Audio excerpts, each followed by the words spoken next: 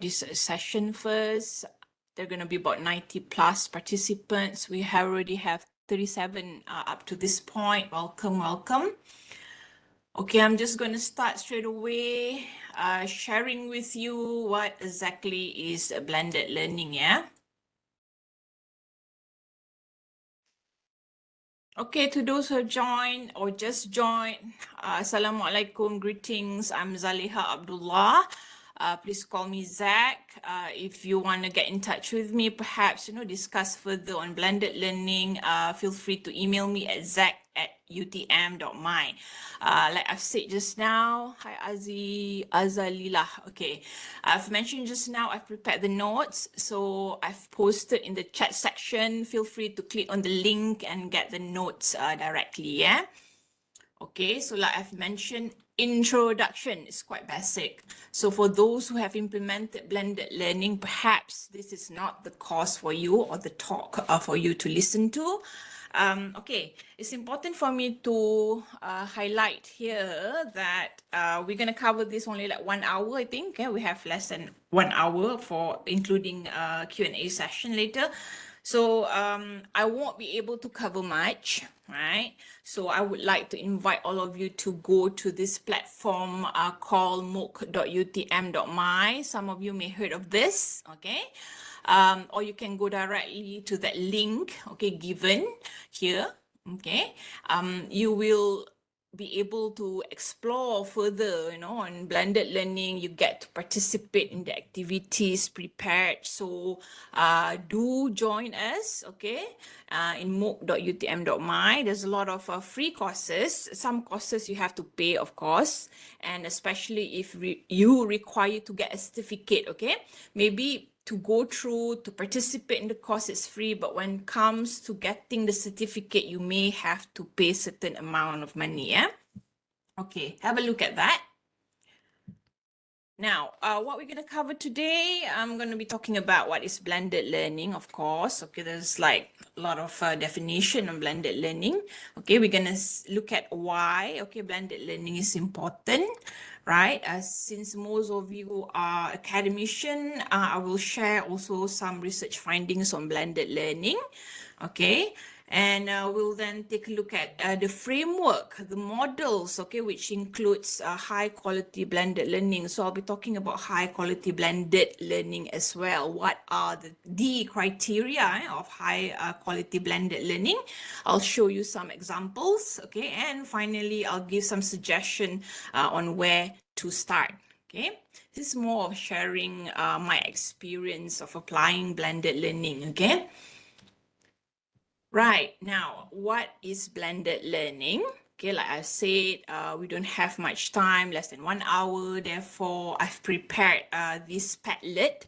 You can just go to this Padlet and post your version of definition blended learning.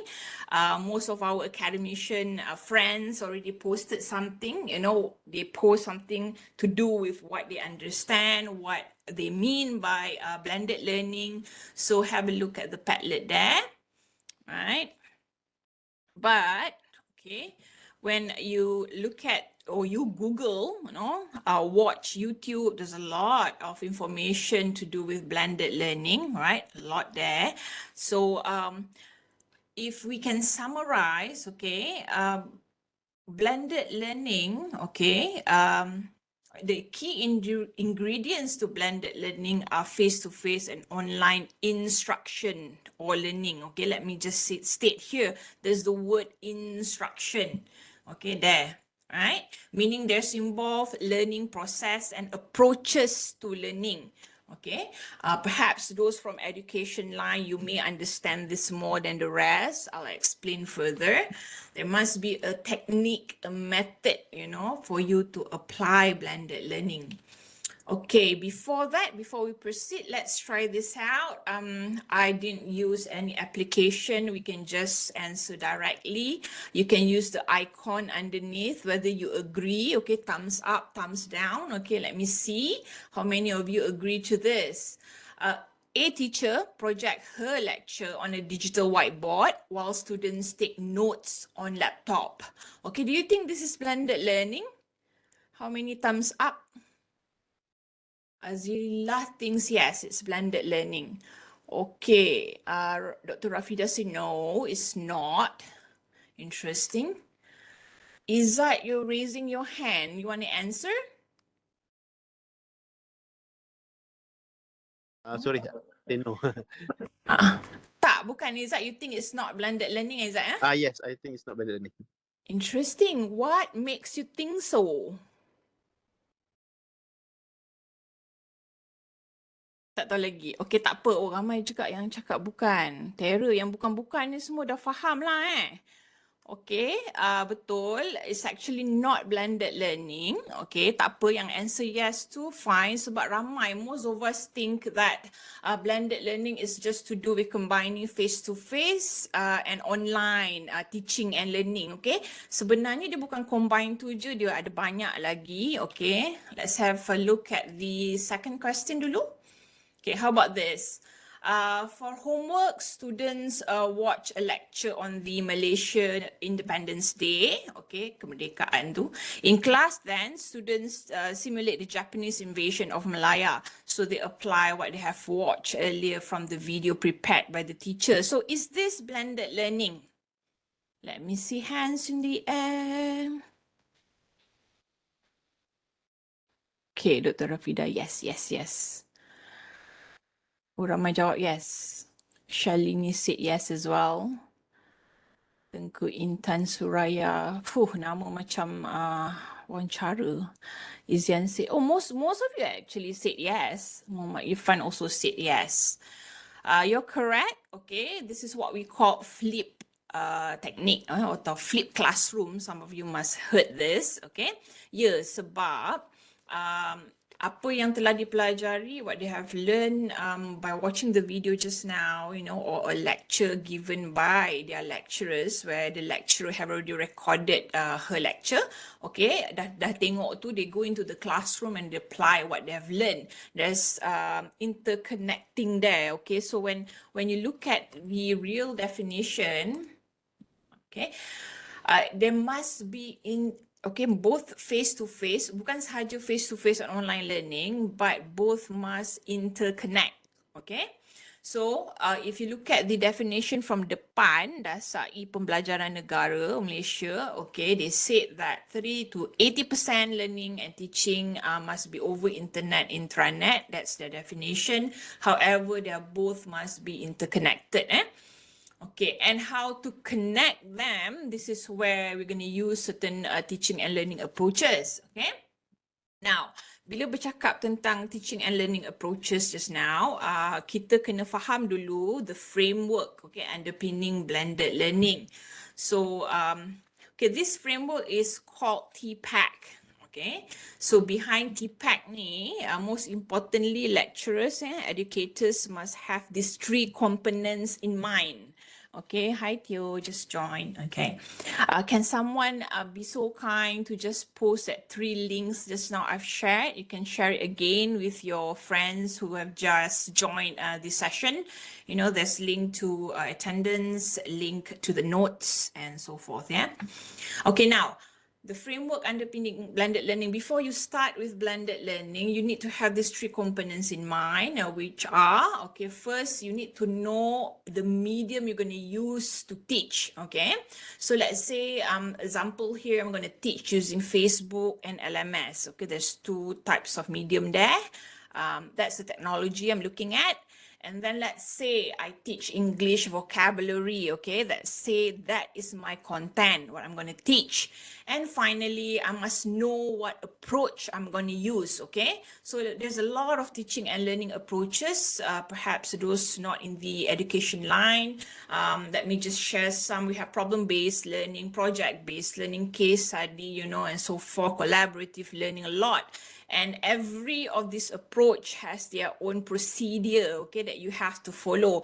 Let's say you want to apply problem-based learning. First thing first, what do you need to have? You need to have a problem to solve, which is related to the real world, So you must know what are the procedures or elements that you have to apply, when it comes to the pedagogical part. So these three components, bear that in your head, before we start blended learning, we need to have the technology to use, the content that we're going to deliver, and the pedagogy or teaching and learning approach that we're going to use. Okay, dalam Nali pun, okay, inside OBE, course file later, once you're done, they will ask you, do you apply any of the new learning approach, which ada kan, you boleh pilih problem-based learning lah and so forth, especially in OBE, for those who have used OBE system. Okay, so these are the some of the technologies. Okay, we have, kalau you want to use LMS, you can try Blackboard, but the common one UTM using is Moodle. Okay, or you can use MOOC platform. Okay, for those who new to MOOC, massive online open courses, like I've shared in the second slide just now. Okay, you can use MOOC. A lot of organization or companies offering MOOC. Coursera, we have Open Learning, edX, Udacity, and many more. Yeah. Or you can decide to use social media a lot these days. Okay, we have Facebook. Dah nak kena beli, dah nak kena jual pun tak lama lagi akan tutup. So generasi baru, okay, students, they're not into Facebook anymore. Some of them do not even have Facebook. Jangan terkejut, kita ni je dinosaur, okay, yang masih guna Facebook, right? And then you can also choose to apply YouTube, course networking, Twitter, TikTok, the most popular ones these days, right? The new generation, the alpha generation, they don't like to listen to us lecturing for hours and hours, right? So might as well use TikTok. But being a lecturer, you need to be able to summarize, huge content and summarize into something shorter, like less than few seconds, yeah? Okay, kalau macam architecture, I think you're familiar with this platform called DeviantArt. Okay, you can use whatever technology you wish to use. But again, before you use technology, I would advise you to do a survey. Okay, sebelum start class, ask your students, okay, which platform they prefer to use. Normally, I would do that. And interesting to see that every semester, different platform they like to use. You see, like I've said, this time of the year, most of them prefer to use TikTok. Therefore, I will apply TikTok in my teaching and learning. Okay, so now, before that, we must understand why is blended learning important and why we need to make the change, okay? If you look at the Malaysia blueprint, it still applies until now, walaupun politician bertukar-tukar, okay? 70% of programs, the aims, okay, to use blended learning models. So among us, all educators, especially in the university, they targeted that 70% of our programs will be applying blended learning models. That is why, every semester kan kita ada tu kan pencapaian blended learning, right? They will look at it whether you achieve the blended learning, marks or not, whether you achieve 5 and above or not. I think you guys are aware of that? Do you? Hello, Dinding. Hi, Dinding. Yes, doctor. Yes, doctor. Okay, thank you for responding. So you are aware of the 1372 kan, and you can upload in your Moodle, okay? Okay, thank you, Rafida. Right, so you're aware of that. So kalau nak dapat more than 5 level tu, you must make sure that your e-learning is very interactive. Ada forum lah, ada quiz lah, and so forth. Lots of activities going on in there. So UTM Digital or CDEX able to detect the interactivity, the active learning of going on in your e-learning. Okay. Let's go. There you go. Why is it important? Like I've said just now, okay, there's different generation of students, starting with us. You all kat mana? Millennials, Okay. I'm just around Gen X, konon. Okay, so we have like alpha generation. Most of us, the young lecturers, you'll be dealing with this alpha, and I don't know whatever category gonna occur, in the future. So all this generation, they're so used to technology. Okay, technology literate. Macam contoh lah, I bagi contoh kat situ, cikgu tanya, any questions, on today's assignment? So the student just simply said, can I tweet you the answers? I just want to think first. Everything to do with technology they're applying. They play games, so traditional ways of just talk and talk is no longer applicable for this generation. Yeah, that's why it's important to make the change. Okay. Now, when it comes to references, so these are some of the references I can share with you. Kalau in the context of Malaysia, okay, please have a look at this compilation of in a book. Okay, this one, all our Malaysian researcher, they have applied blended learning, maybe via Schoology and many more other platforms. You can also get it from this link here. Okay, I dah bagi notes tadi kan, so boleh rujuk balik lah these notes later on, yeah. Okay, so this link here, you can at least, learn about the evolution of blended learning happening in Malaysia, okay? The rest is all over the world. They shared with you real world application, okay, examples of how they apply blended learning with certain technique and pedagogical approaches. So these are quite current. Do have a look at these books, yeah? Okay, now what blended learning looks like in a classroom. Ada banyak sebenarnya model. There's so many models of blended learning. We have station rotation, we have lab rotation, individual rotation, flip classroom lah, flex lah, macam-macam. Okay, ada soalan ke? Tak ada soalan. Okay. Can you I just mute all, yeah, for a while. Okay. Right, so a lot of blended learning models, right? And then if you wish to apply each model, you must first look at the suitability. Okay, let's say the environment you're in, the what do you call devices, equipment that you have, all these have to be taken into consideration. Okay, like I've said, if you want to apply station rotation, mostly being applied in school, okay, but not saying that we don't apply in the university, we do, okay, but mostly if you look at the research, they apply in school. And then flex a lot in university. It's quite flexible, like, the architecture students, where they can just work wherever they like, and the teacher will be on site. If they have any issue, they can get in touch with the teacher and ask questions, So a lot of this, I'm just gonna briefly show you. Let's say a station rotation, this is how it looks like. Okay, let's say you as the teacher, you will create 3 stations, A, B, C, yeah? So first thing first, as a teacher, you must identify the level of your students. Okay, let's say, I'm giving an example, yeah? You have 30 students in the classroom. So 10 of them are advanced students. Okay, another 10, medium, and then another 10 perhaps low performers. Okay, so these low performers require more help than the rest. Maybe you can divide them into those 3 groups. You can get all these advanced students to work in one station. Let's say station B here. Okay, where they don't need to listen to your talk. You can share with them your lecture earlier, okay, before the class starts. And then they can simply go to station B and look at the internet. You have set of questions already for them to answer, and resources link where they can go to in answering the questions you've given. Okay, so they go to station B. So for those perhaps low performers, you think that, they need to be reminded, refreshed, and you may have to deliver lecture again and again. So perhaps, those low performance will have, will be placed in station A here.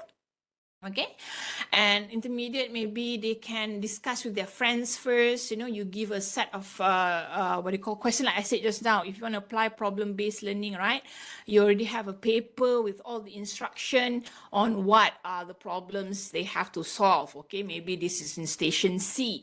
So you can also set schedule like this. Let's say group 1, 2, 3. Okay, advanced, intermediate, and then low performance students. Okay, group 1, from 9 to 9:30, guys, please go to the computer area, do research, blah, blah, blah. you've changed 9:30 to 10.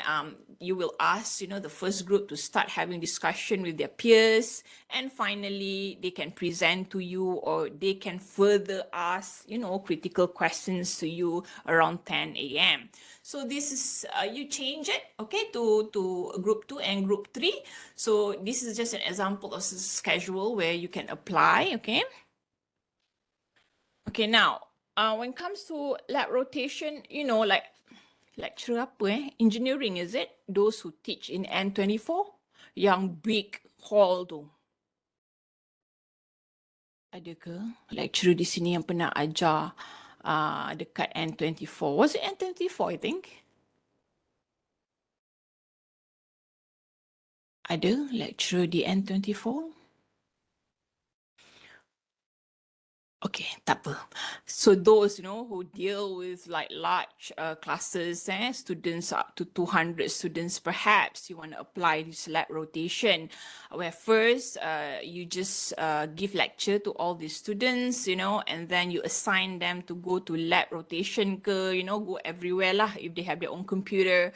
Again, you don't just simply release them like that, okay? Like I've said, if you have applied certain teaching and learning approach, like problem-based learning just now, you already have instruction on what they need to do, right? Once you release them from the, classroom, yeah? So they will need to go to the computer lab, do research perhaps, and so forth as according to your instruction. All right. So next one, we have flipped classroom, the popular one just now. What's been done traditionally in classroom is now done at home. So kalau you dah biasa in classroom giving lecture, so this time you record your video of lecturing and you ask them to watch first perhaps, and then what they do in the classroom later on when they meet you face to face, they just do activities or apply what they have learned after watching your video, for example. So it's flip. Kan, tu konsep dia lah, flip je macam tu. So what's been done traditionally for homework is now done in the classroom, yeah? So this is flip classroom. For those yang nak masuk anugerah, Citra Karisma teaching, they would really ask what sort of innovation you make, for example, in applying blended learning. I won the University Teaching Award in 2016. I have my own approach, which I will share with you in a while. I did apply blended learning, but I make some innovation, okay, on it. I'll share in a while, yeah? Okay, ways to improve teaching using high quality blended learning. Just now we're talking about normal blended learning. Just simply take a model, a blended learning model, you apply. Okay, so if you want to win awards, teaching awards, okay, the panel will see that it's not enough, you see. So where is the innovation in this? You may want to take high quality blended learning elements into consideration. Okay, what exactly is this high quality blended learning? Right now, if you wish to apply high quality blended learning, okay, as compared to the normal blended learning, you must apply these 4 components, okay? First, you must provide student ownership. Okay, you must make your teaching personalized, the students can personalize their own learning. And then there must be mastery-based education approach, okay? And finally, you must create relationship between the students, between you and them, between them and, perhaps society and so forth, yeah? So to know further, you can refer to that references, okay? So what exactly is student agency or ownership? You must make sure, the thing about blended learning, it's not like spoon feeding, right? You must make the student to put effort in their own learning. So they must put effort. They have the ownership, of their own learning. We don't simply give the answer. They must explore to find the answer until they get it, and they will feel satisfied and they feel like they own their learning, yeah? So one of the challenges is to train them to become independent learner. So that's the challenge of applying blended learning lah. They might say, apa ni pensyarah ni, just simply give me the task and we do ourselves. Tak payah pergi universiti lah macam ni. But they are not aware that actually there's a approach to it, you see. So normally myself, if before I start the class, I will explain to them, look, I'm not asking you to simply do everything yourself, you know, but what I'm applying today or for this course is actually called so forth. You know, I explain to them problem-based learning. I explain to them. Therefore, you'll be having to deal with a solving problem, blah, blah, blah. So when they understand that, oh, this is the approach the lectures are applying, therefore they won't question much and they will participate in what you have planned more, yeah? Okay, and then like I said just now, second component of high quality blended learning, personalized learning, okay? Let them set their own pace. Example, you have 14 weeks, right? So you have posted notes, materials in your Moodle or e-learning, yeah? So you must allow for example, advanced students, if they don't want to start with week 1 or week 2 or week 3, for them, this one all kacang lah, you know, I've learned about all this. So you must allow for them to move perhaps to week 10 as they like, okay? We do that for our students, especially those matured students who took ODL courses, right? So if they think they want to submit assignment 1 earlier, then I've set the time, feel free to do so, because they're working, you see, they have their own plan, and you as the teacher must allow that to happen, yeah? They will personalize their own learning. Okay, mastery-based education. When it comes to this, perhaps you must set levels, macam main game, you know. You must make sure that, you know, they have completed level 1 and then only they can move to level 2 and level 3, so forth.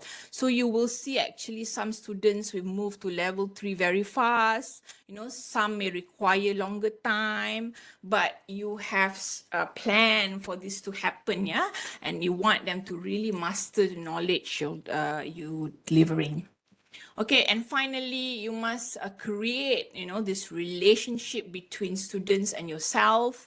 Perhaps you're just a facilitator, you know, you facilitate, provoke them, you know, trigger more critical thinking to them. You must allow for students to collaborate between themselves. Perhaps the platform that you use is LMS, okay, let's say the Moodle LMS ke, but you must allow for them to also create their own platform. Kan selalu diorang kata, kita ada satu WhatsApp yang bos tak ada dalam tu kan, okay, something like that lah, okay. So they must have their own platform for them to communicate, okay, maybe not us being there, right? And then you can also set for mentor-mentee relationship. Contoh macam kelas I, there's advanced students, you know, she's an instructional designer, she knows all the content already. So when I see that, perhaps I can set them as the mentor to their other peers who will become their mentee. So when they feel the power, you know, they seems to trigger to participate and collaborate more with their peers lah. Okay, maybe you can create this kind of relationship, okay? Right, now, we've talked about all that and I've shared you the notes. If you want to look further on the models, just now you can have a look and read the notes, okay? But then where to start, okay? When it comes to this, normally kalau education tu kita ada hypothesis dululah kan. We need to know the problem that we have and why we think blended learning can help us solve the problem. Okay, macam I believe most of you academicians who attended this course today, you must have certain problem, is it, that you think, I think blended learning can really help me solve this, okay? Therefore, ask yourself, first thing first, what do you want your student to experience or learn? Okay, so selepas slide ni, I akan share sebenarnya kajian I. Okay, hold on, let me click this. Okay, so before you move, or before you apply your blended learning approach, You need to shift your role. Tell yourself, okay, you are no longer the lecturer. Macam I cakap tadi, blended learning, dia tekankan pelajar untuk mengeksplorasi, explore their learning process by themselves. So you must tell yourself you cannot spoon feed, you will become the facilitator, okay?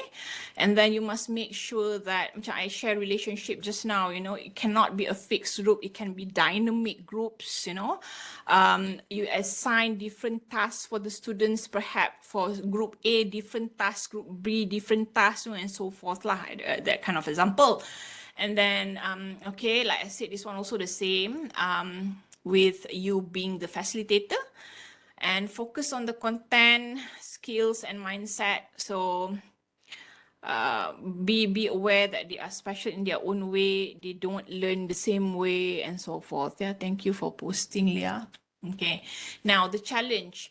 The greatest challenge would be to train your students to manage their own learning. Yang dia tak suka ni tadi kan. So macam I said, as a lecturer, you can always explain to them first what sort of approach you're applying for your course, yeah. And perhaps what you can do, you can offer them full guidance, agaknya undergraduate especially yang baru-baru tu kan. Maybe full guidance the first 2 weeks and slowly you let them go. Okay, this technique is being discussed by, kalau you kenal, by Gotsky in his discussion of zone of proximal development, ZPD ni. Kalau you tengok dia kata awal-awal tu you guide lah kan, and then slowly as they have more confidence, you must slowly let them go and explore the learning process themselves, yeah. Okay, you can also prepare support after that. Memanglah let them go, but janganlah let it go, just like that. You must also have, like I said, clear instruction, manual for them to refer to, materials that they can refer to as well. Okay, so berbalik to this one, I'll share my experience when I won the teaching award, University Teaching Award. This is what I was planning, okay. I teach media design, graphic design, interface design, those kind of content, right? And what I did that time, I asked my students at that time and I tried to make my students work with designers, yeah, mostly website designer, graphic designer who works in the industry more than 10 years. Okay, so I tanya dulu my student and the designer, they said, okay, we prefer to use Facebook. Therefore, I start teaching using Facebook technology that time. And then this is the innovative part, which make me won the award, because I merge different approach. I don't use problem-based learning. I don't use, all those normal sort of teaching approaches. I'm not saying normal, but you see, teaching approach must be suitable with your context, okay, and environment, like I said before. In my case, I apply cognitive, I merge these two different models and make it as my approach. I call it Koshal approach, okay. First thing first, bila nak make the student work with professionals, in the industry, I search for research that has been done before. What exactly approach they use to make the student work with professional. So I found the approach of apprenticeship. Okay, some of you may be familiar to this apprenticeship approach. Tapi bila baca tu, apprenticeship rupanya ada banyak types of apprenticeship. And I finally found that these two, cognitive and social apprenticeship, were more suitable, okay, for my context of teaching and learning. So berbaliklah, I refer back to these 3 components first. Dah clear dalam mind, okay, I have these 3 components, now I shall start. And then I ask myself, okay, what do I want my student to learn? Okay, you must ask yourself as well, what is it that you want your student to learn? In my case, I want my student to learn from the expert in the industry. That's what I want. Because bukanlah kata kita ni tak expert. Okay, I had experience of being a designer before I joined UTM. But you see, we are not in the industry 24/7 like they do, okay? Like all my friends, okay, they've been working in the industry and they know what are the demands and so forth. So therefore, I want my student to learn from them, and get that fresh knowledge, okay? And orang kata up-to-date knowledge lah. So what is my hypothesis? So I believe that expert able to transfer valuable knowledge to my students. That's what I want, okay? So I must also berpijak di bumi yang nyata, okay? So I must be aware of the challenges as well. So getting expert to work with students is not really easy, I'm telling you, you know, because they have their own ways of teaching, you know, and they're quite brutal, you know, as compared to us educators who are more motivating, I would say, okay? So I must be aware of these challenges. I must read first research that has been done on how to overcome these challenges. Banyak tau kerja nak jadi pendidik yang begitu orang kata menyayangi bidang pendidikan. Okay, what is the most suitable teaching and learning approach ni? You kena cari lah. You have to start and look for it lah. Okay, like I say, if you think problem-based learning suitable with your context, okay, teaching your content, go for it, right? But be open for innovation as well. Perhaps you want to integrate some other approaches into problem-based learning. You can do so, okay? And this is what required when you apply for a teaching award. Okay, which blended learning model I pun dah explore. I think face-to-face driver and flex model tadi tu suitable for my context. So I pun apply, start lah. So ni tak apa, ni just what's the difference between the approaches that I've merged, the innovation that I'm talking about, okay. Ini kalau you nak ambil, you know, you nak masukkan dalam your document permohonan anugerah tu, you can do so lah. Sebab biasa dalam interview tu dia akan tanya, what is your innovation in teaching? You tunjuk slide ni, you know. Okay, finally, macam mana you nak start? Ni I'm giving you example of a table. I'm sharing with you. You can use perhaps this table to brainstorm, untuk plan dulu before you want to apply it for your course. Perhaps, let's say, I divide this into 3 phases of 7 weeks. You know what I'm going to do at phase 1. Let's say week 1 till 2, I'm going to apply face-to-face driver model. Okay, what are the syllabus topic I'm going to cover? Okay, I pun dah plan lah, I masukkan kat situ. And then what sort of activity that represent, you know, the model, the teaching and learning model tadi tu. Nanti you akan nampak relationship tau from here until there. Okay, semua ni kena berkait rapat lah. Right, and then what sort of high quality blended learning I will be applying at this stage. Okay, I dah plan lah, I akan create dulu relationship, I dah ada group contract, they sign the group contract to work passionately with each other, you know, build that relationship. And then I tell them, you know, from this first to second week, I will not restrict them to just read the notes of first and second week. They can personalize their own learning. So I try to achieve that first in the phase 1, okay? And then I continue to plan phase 2, 3 to 5th week. Ni apa jadi? I guna pula flex model. So you see, it's not necessary you have to stick to just one blended learning model. Okay, you can play around. And again, you know, aku nak cover phase 2, then finally phase 3, 6 and 7, I akan rancangkan lah until student achieve their own learning ownership, okay? What I do. So ni sikit I share with you. What I did was I gathered 13 designers from Australia. Some of my friends in Australia ada, dekat UK and then dekat Malaysia, okay. So I gathered them together and I combined them in Facebook, right, since they said they want to use Facebook. And at that time, 57 third year undergraduate students, so I divide them into 15 groups and myself as the lecturer, okay. So kita pun buka lah closed group in Facebook like that. Okay, now how I integrate a high quality, just now I've mentioned.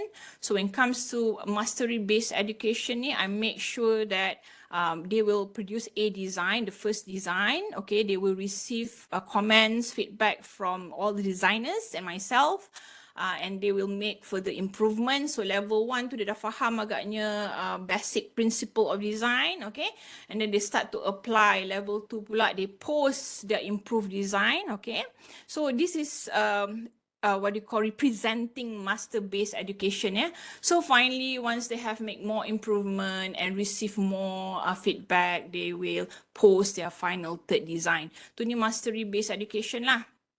And then like relationship, I state just now, me, myself, okay, I'm as the facilitator, I will always facilitate them. But the interesting part is that bila student bekerja dengan professional ni, you are not only have to facilitate, you have to be the motivator. Paling penting. Sebab designer, they are very brutal. I mean, they deal with real clients, you know. If they don't like your work, okay, they don't like your design, so they just spit on your face lah. What did the students face before kan? Diorang kena marah, bambu, nangis-nangis, you know, tak nak teruskan course ni, pening kepala I. Okay, so my relationship with them become more than just facilitator. I dah jadi motivator pula masa tu So I have to monitor, okay, ada certain group yang memang demotivated habis lah. So I give more attention to that group. Okay, for example lah. But at the end of the day, after all these 3 phases, students have their ownership, you know. I teach them how to critique, to respond back to the feedback and so forth until they feel like they own the learning and they have finally produced a design that can be accepted by not only myself as a lecturer, but professionals in the industry. So macam I cakap lah, I buat research sambil I apply blended learning tadi tu. I did research and I post in the publication, of course. I've learned that, you know, it's important to have more than just one lecturer, one tutor. Okay, I hope tak ada lagi culture kat UTM ni. Oh, student you lah. You know, student I, we cannot mix. Hopefully no longer like that lah. In our department, if student feel like referring to another lecturer, they're welcome to do so. Even I open to my fellow colleagues, you know. If I teach that course, they are welcome to join anytime, to be part of the Facebook community, you know. If they have, if the student prefer to refer to my friend instead of me, okay, that's fine. Because I learned from my research that, you know, it's important to have more than one lecturer or one instructor, yeah? And then you need to be aware that there's always different roles to play. You need to have that effective, you need also to have that confrontational roles played. Ni I belajar from the study lah. Sebab macam I cakap 13 designer tu, most of them playing the role of bad cop. So I kena jadi good cop lah to neutralize, you know, the situation. It's quite interesting. And then, you know, and slowly they become better at their learning process and they're able to finally collaborate and work with designer better, yeah? Okay. Jadi confrontational roles ni penting juga. Macam I belajar from that study, especially bukanlah kata problematic lah, tapi student yang mungkin different style of learning, ya. Bila different style of learning, bila dia kena confrontational feedback ni, dia lebih aware, you know. Dia triggers dia punya learning desire tu lah. Right. Now, dah cerita-cerita, dah share-share tadi, I would like to welcome, encourage you to try out. Maybe after this next semester you know, you may want to apply a blended learning, high quality blended learning in your teaching process, okay? So these are the ingredients, you are the chef. Okay, I've shared this one here, the link here. Let me just, hold on here. If you go to this link, you can get it directly.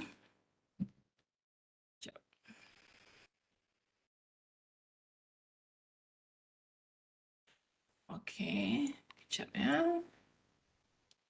I share this link, yeah. This document here, the macam table lah. Okay, you can click on that link in the chat section that I've shared. Okay, if you go there, you will see this. Bear with me. Okay, you will see this document here. So it covers whatever I've shared just now. Okay, you can start with the 3 components of what to apply, and later on, okay, from this document you boleh download je lah macam I cakap lah, you kena ask yourself first, what are your hypotheses perhaps, you know, you must be aware of the challenges you're gonna face. Tanyalah diri anda sendiri semua and then start exploring all the models, right? And then finally, you can put it into practice, yeah. So I dah bagi table ni, you can start planning, you know, maybe sukatilah, you nak tukar pun boleh, okay, feel free to do so. And later on, you can use all this document as part of the proof of you being a teacher who plan, who really takes, you know, proper teaching and learning approach into your teaching, yeah. So sedikit, sekejap. Right, I think that's about it. We have another about 15 minutes to go. So dah habis lah tu sebenarnya ni last okay. I welcome for any questions if you have. Ada tak kat chat? Boleh dapat markah PPT. Betul-betul. Semua ni penting. Tapi berbalik kepada Moodle tadilah, e-learning kan. You dapat 5, level 5 and above tu, you akan dapat marks full untuk blended learning lah. Dr. Zaid, nak bertanya. Hai. Hai Dr.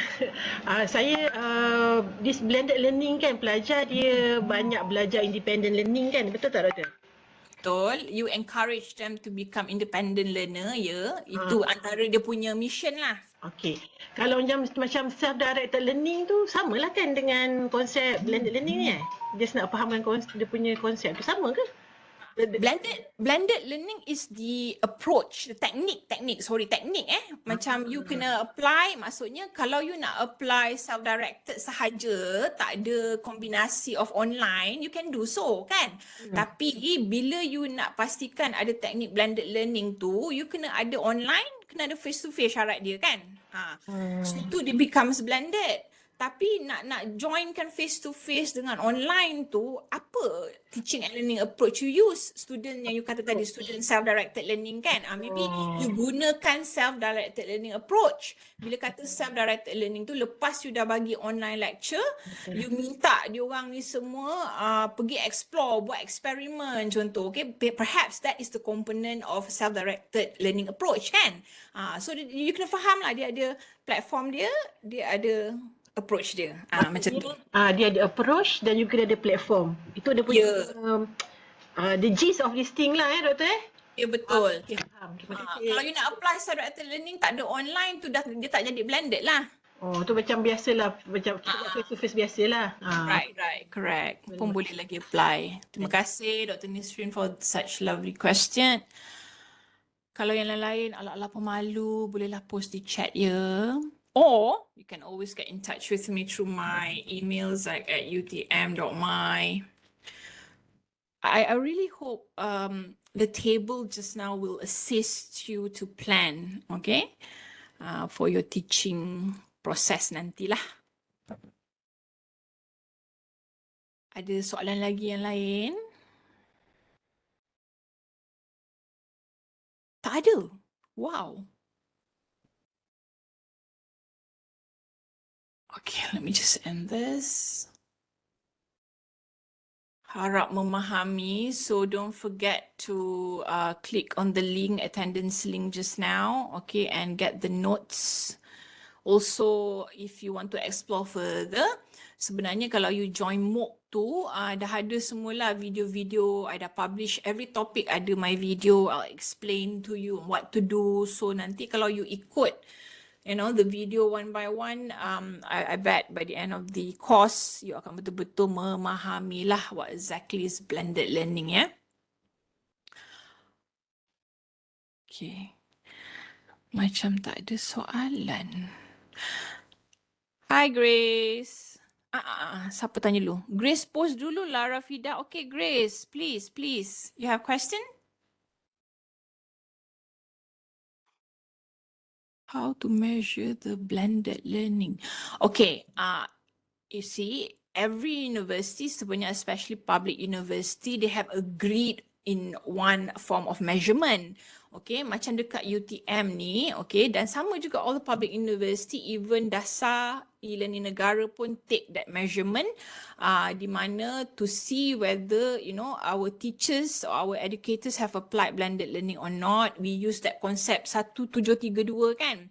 Okay, meaning nanti kita tengok dalam e-learning you dah post course outline. Dalam course outline you tu kita dah nampak dah apa approach apa you pakai. You ada declare kan problem base ke apa ke dalam you punya CI course information kan. Kita dah nampak. And then you post kat situ, okay dah ada approach. Right, and then you kena buat 7 kena post 7 nota at least kan. Nota ataupun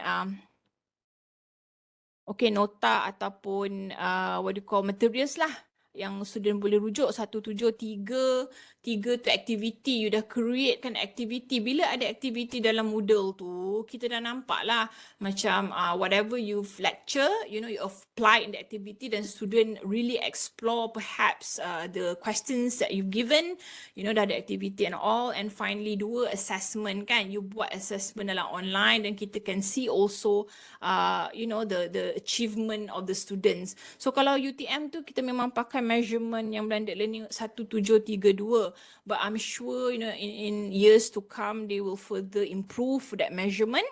Okay, you can look tadi kan Grace, I ada share dalam nota yang this one here, you can look that one. Ada link satu yang berkenaan dengan apa tadi? Dasar pembelajaran negara. Dr. Zack, maybe I need to thank you so much for your explanations. Maybe I need to rephrase my questions. This is basically what I want to ask. Okay, so yes, we apply blended learning in the class, right? Okay, we know that. Yes, of course, at the end we achieve 5, means the maximum, right?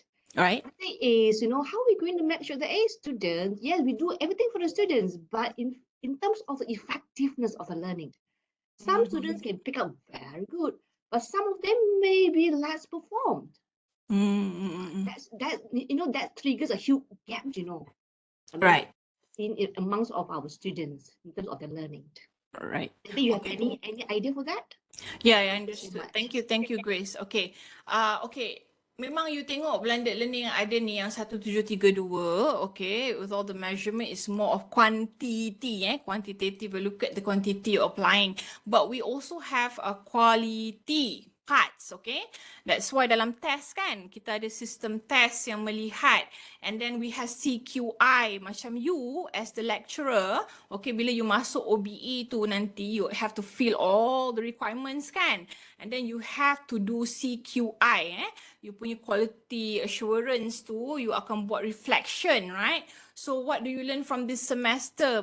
Perhaps you applied blended learning, you achieve level 5, but not all students are achieving to what you expected. Okay, so dalam CQI tu you must report and do reflection where the next semester you will make further improvement lah. Okay, with all these students. So sebenarnya kan Grace, kita as the lecturer kan at the same time we are scholarly educators kan, kita buat research at the same time together.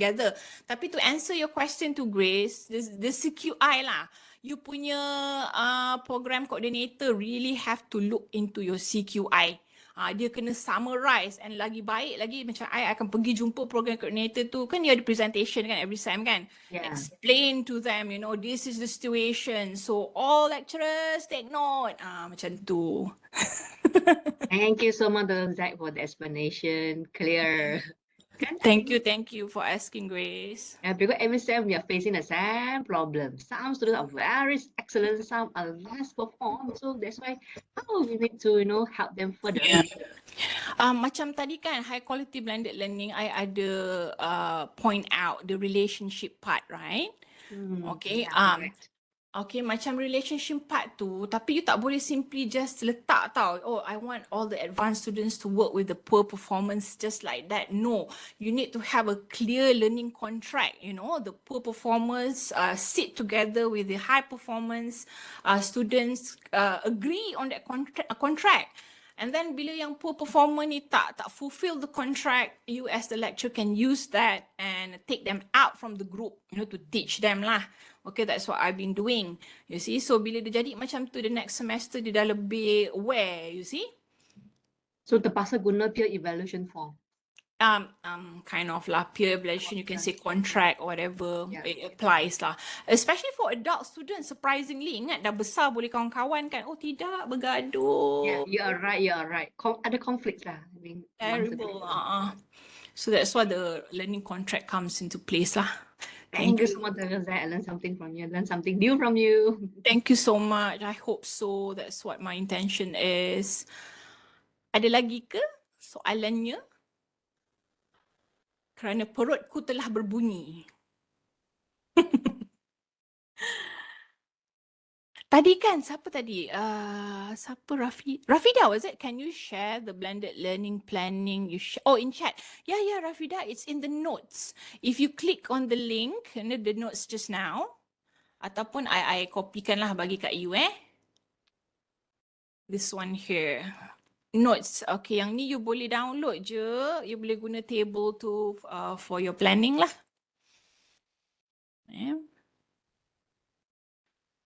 Okay, kalau tak ada apa-apa, I would really like to say thank you so much for your patience, okay, kerana mendengar. I truly helps. I truly hope that the session helps, okay. You can make full use of the documents I've shared just now. So thank you so much. Get in touch with me if you have anything to ask. Zack@utm.my, guys. Thank you guys. Take care now. Stay safe. Abdul Fattah raise hand, dah habis. Dr. Abdul Fattah, email saya ya. Just mistake. Okay. I want to thumbs up. Oh, I see. You want to sum out? Boleh lagi ni. Cerita. No. I mean thumbs up. Give you the thumbs up. Lovely. Okay. Thank you, Doctor. Have a pleasant day, everyone. Doktor, you masih tak share yang blended learning planning tadi? Dah share. Dalam nota pun ada. Kita kena buat ke apa? Oh tak, this session is just sharing session. So that means, tapi frankly I'm telling you all the documents kan, kalau you nak apply for anugerah pengajaran universiti, have a look at it lah, sebab selalu panel akan tanya kan, inovasi you lah, macam mana you apply lah, you can always use that table to explain to them Boleh. Tu I ada bagi link, nampak tak? Ada. Dalam nota tu semua ada. Tapi I dah buka dah you punya yang blended learning planning tu. So how you do the planning lah. Dah ada dapat Ada dapat. Okay, Alhamdulillah. So all the best. Hopefully to see you on the stage. On the stage? Forgetting the learning about awards. InsyaAllah. Amin. Amin. Moga dipermudahkan. Okay. Take care. Okay, you too. Bye. Bye.